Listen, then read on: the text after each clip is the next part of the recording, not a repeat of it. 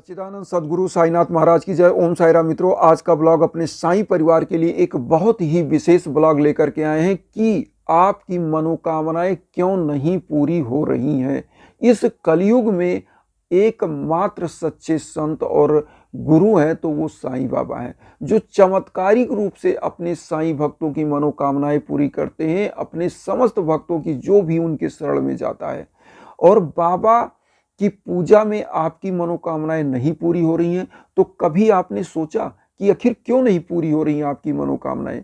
लोगों की मनोकामनाएं अगर ना पूरी होती तो आप एक दिमाग लगाइए कि साईं बाबा के मंदिर में सबसे ज्यादा लोग जाते हैं, सबसे ज्यादा पैसा चढ़ रहा है, सबसे ज्यादा वहां पे सुविधाएं हैं। आप लोग जो गए होंगे वो देखे होंगे, 10 रुपए थाली वो दिव्य भोजन मिलता है जो आपने कभी खाया नहीं होगा अपने घर में।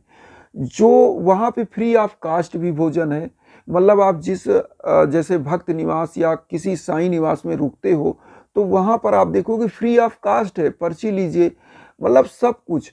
तो आप सोचिए कि अगर बाबा के यहाँ सब कुछ इतना अच्छा ना होता, लोगों की मनोकामनाएं ना पूरी होती, तो लोग इतनी भीड़ लगाते। इस कलयुग में बिना मतलब का कोई आदमी कहीं जाने वाला नहीं है, चाहे वो ईश्वर हो या कोई भी हो। मैं सत्य बात बता रहा हूं आपको।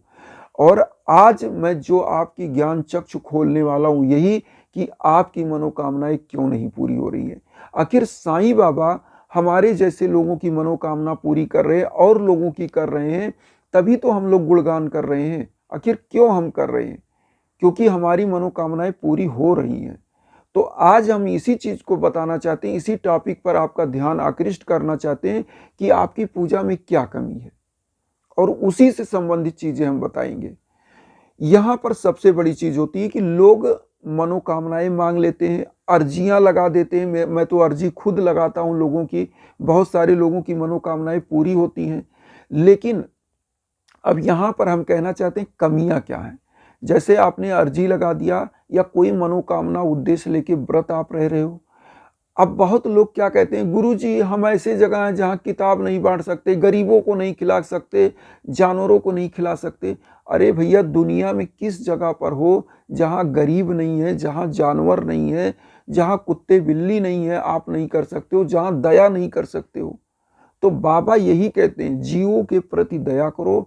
आप कोई चीज व्रत रख रहे हो, अनुष्ठान कर रहे हो, कोई पूजा कर रहे हो, लास्ट समय में हर बृहस्पतिवार के दिन पूजा के समय में, जैसे जब आपका संकल्प चल रहा है, तो आपको चाहिए क्या, गरीबों को दान करिए, पीला फल दान करिए। क्योंकि गुरु क्या है, कुंडली में अगर आप विश्वास करते हो कि ज्योतिष में, तो गुरु अगर नीच का हो जाता है तो ऐसे जो जातक होते हैं उनका विवाह में बाधा, उनकी शिक्षा में बाधा, उनके गुरु चांडाल योग बन जाता है। तो वो बोलते हैं तो उनकी वाणी से भी लोग नाराज हो जाते हैं। तो यहाँ पर क्या है, गुरु पीला जो वस्त्र होता है उसका प्रतिनिधित्व करते हैं। पीले वस्त्रों का दान करिए, पीला फल दान करिए, पीली मिठाइयाँ दान करिए, गरीबों को कुछ फल फूल भोजन दान करिए बृहस्पतिवार को। और हमारे हिंदू शास्त्र में लिखा गया है कि दशांश दान करना चाहिए। अगर आप कमाई कर रहे हो, अच्छी कमाई कर रहे हो, तो दशांश दान करिए। 100 रुपये कमाते हैं तो 10 रुपये दान करिए, तभी तो आपकी मनोकामनाएं पूरी होंगी। लेकिन यहाँ पर होता है क्या, लोग दान नहीं करते हैं। इसीलिए कबीर दास जी ने लिखा है कि नाव में बाढ़े पानी, घर में बाढ़े दाम, दोनों हाथ उलीचिए यह सयानो काम। मतलब जिस प्रकार से नाव में कील के बराबर छेद हो जाता है और नाव में पानी भरने लगता है तो नाविक क्या होता है, डूब के मर जाता है।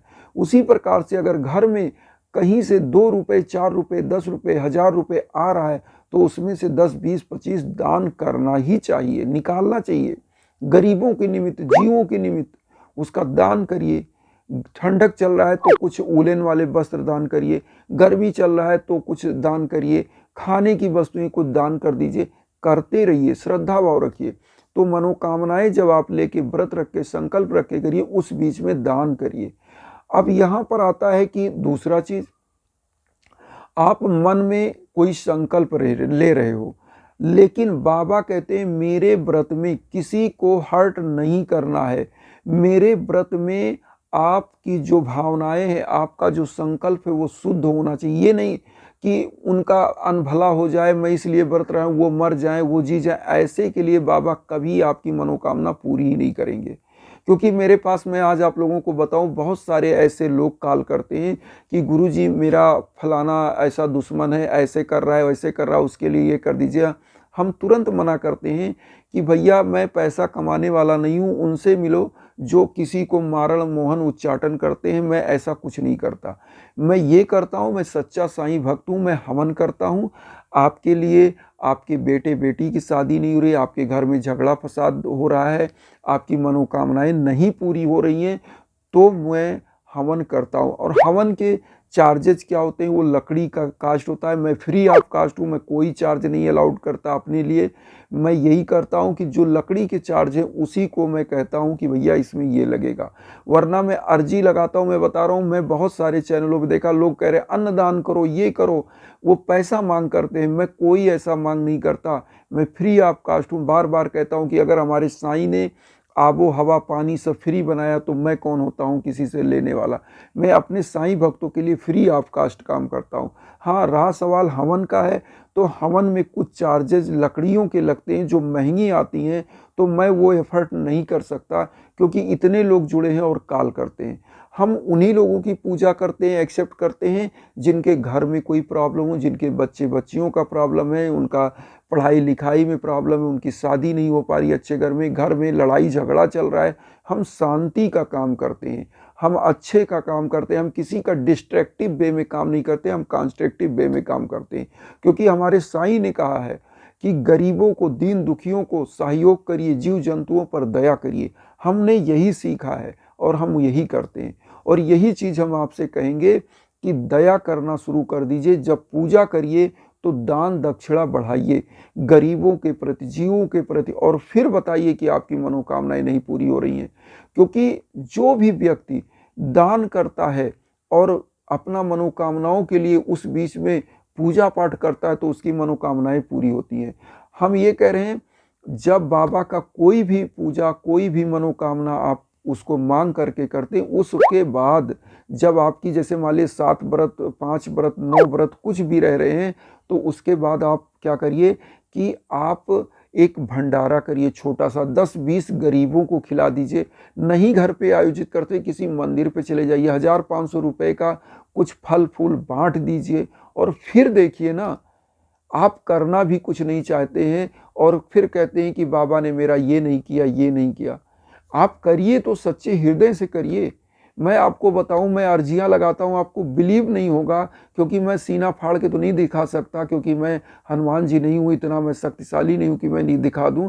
नहीं तो मैं ये कहना चाहता हूं कि मैं अर्जी लगाता हूं, आपको बिलीव नहीं होगा। उन अर्जियों पर आपके फल फूल बांटता हूं, इसलिए बांटता हूं कि आपकी मनोकामनाएं पूरी हों। अपने जेब से बांटता हूं, अपनी गाढ़ी मेहनत की कमाई का बांटता हूं। तो ये चीज़ आपको करना है। बाबा यही कहते हैं कि गरीबों को, दीन दुखियों को सहायता करो, मदद करो, उनको कुछ अन्न दान करो, फल दान करो, उनके पहनने के लिए वस्त्र दान करो। इससे बड़ा दान कुछ है ही नहीं है। ये करते हो तो बाबा आपकी मनोकामनाएं साक्षात पूरी करते हैं, मेरा ये दावा है। क्योंकि हमारे परिवार ने, हमारी माँ, पिता, भाइयों ने यही मुझे सिखाया कि दान करोगे तो धर्म नहीं घटेगा, और धर्म नहीं घटेगा तो आप हमेशा आगे बढ़ोगे। तो यही चीज़ है कि आपके अंदर श्रद्धा होनी चाहिए और भक्ति होनी चाहिए और दान की प्रवृत्ति होनी चाहिए, सदा आगे बढ़ेंगे आप। तो इन्हीं वसुधैव कुटुंबकम की जो भावना हम लेकर चल रहे हैं, उसमें आप भी हमारे परिवार बनिए। चैनल को सब्सक्राइब करिए और उन साईं भक्तों तक वीडियो को जरूर शेयर करिए जो किन्हीं कारणों से कष्ट में, दुख में, इन्हीं भावनाओं के साथ। ओम साई राम।